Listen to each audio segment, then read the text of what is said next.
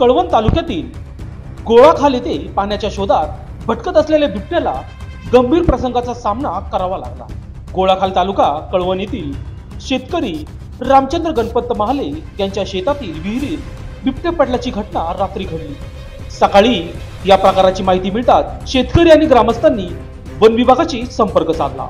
कनाशी येथील वन विभागाचे अधिकारी उमेश वाघ व हरिश्चंद्र आहेर यांच्या आदेशानुसार सुदाम भोये, SM ढाकणे, खांडवी, इंदिरा गायकवाड, BM भोये, लक्ष्मण चौधरी, बहिरम या पथकाने तातडीने घटनास्थळी दाखल होत त्यांनी विहिरीत अडकलेल्या बिबट्याला सुखरूप बाहेर काढण्यासाठी विशेष यंत्रणा आणि तांत्रिक पद्धतीचा वापर केला।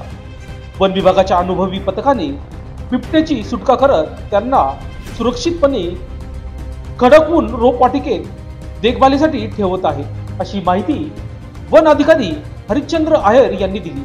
घटनेची माहिती मिळताच परिसरातील नागरिकांनी मोठी गर्दी केली होती। बिबट्याला पाहण्यासाठी लहानांपासून मोठ्यापर्यंत सर्वांमध्ये उत्सुकता होती।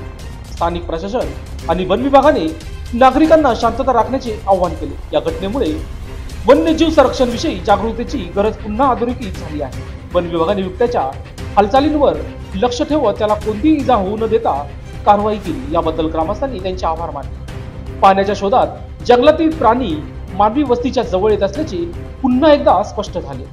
शेतकरी आणि वन्य प्राणी यांच्यातील संघर्ष टाळण्यासाठी जलस्रोतांची कमतरता आणि पर्यावरणीय तोल राखण्यावर अधिक लक्ष देण्याची गरज आहे। घटनेची माहिती वेळेत देऊन नागरिकांनी योग्य पाऊल उचलले। वन विभागाच्या कार्यवाहीला सहकार्य करत त्यांनी आपल्या जबाबदारीचे भान ठेवले आहे।